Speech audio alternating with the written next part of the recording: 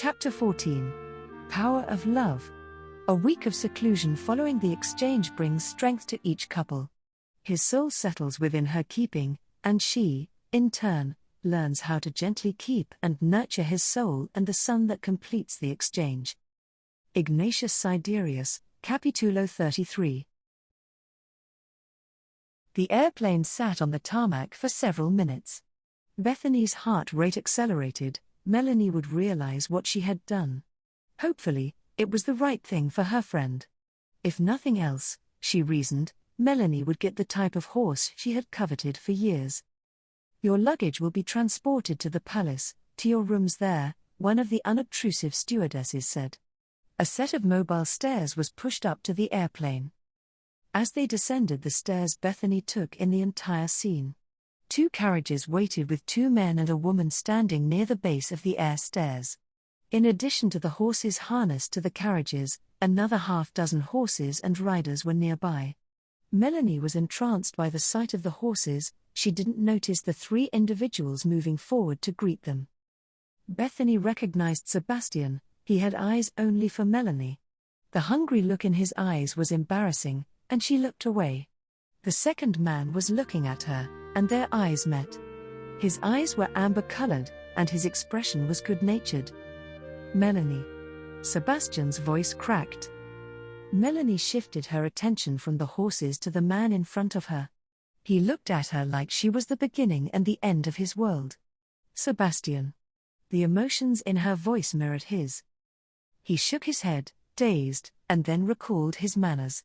"Melanie, Bethany, may I present my mother, Catherine Moravia Zakarian, Queen of Estolia, and my father's Kaylee. Mother, this is Melanie Andrews and Bethany Danielson." The exquisitely dressed woman stepped forward and embraced Melanie, kissing both her cheeks before doing the same with Bethany. "Thank you," she whispered. "Bethany, Melanie, this is my brother, Gregory Anakaris Zakarian. Gregory, this is Bethany and Melanie." Once the introductions were over, Sebastian pulled Melanie over to one of the carriages, leaving Bethany to travel in the other one. Gregory helped his mother into the remaining carriage before gesturing for her to climb into the vehicle ahead of him. Once the horses were in motion, Gregory said, "My uncle told us, after you were on your way, what he had done. He hoped that if your friend came to Estolia, she and my brother would overcome whatever caused them to separate. I think they will. I believe you're right." She turned her attention to the beautiful woman and said, "I had no idea his mother was the queen of anything. Does that make him a prince?" Gregory was the one who answered, "My brother was to be the next king of Estolia. He believed your friend would not meet the requirements for queen of Estolia. He abdicated so he would be free to pursue her." She would never have guessed that Sebastian was a prince or planned to be king. Melanie would be disturbed when she learned what he'd done. Her eyes were troubled when they met Gregory's. His expression was enigmatic as he explained, he abdicated because he knew it was impossible for him to fulfill the requirements of being king. For him, the joy of making that decision was knowing he was free to pursue the only woman on the planet whom he could ever love.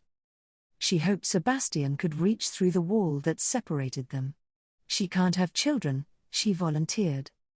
"I thought it would be something like that." "She loves him." "I do not doubt it," he said. "I am glad you brought her here."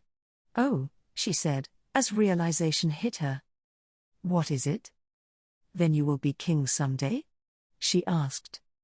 "No," he said, smiling broadly.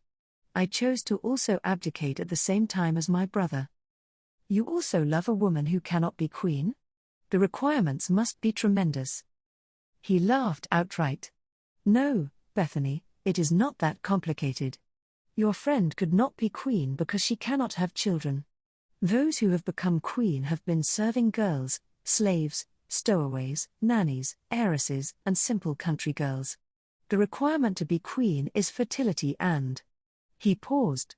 "Well, that is enough of that." "What were you going to say?" she had to ask. He had flushed slightly. His mother spoke then, "Virginity, my dear.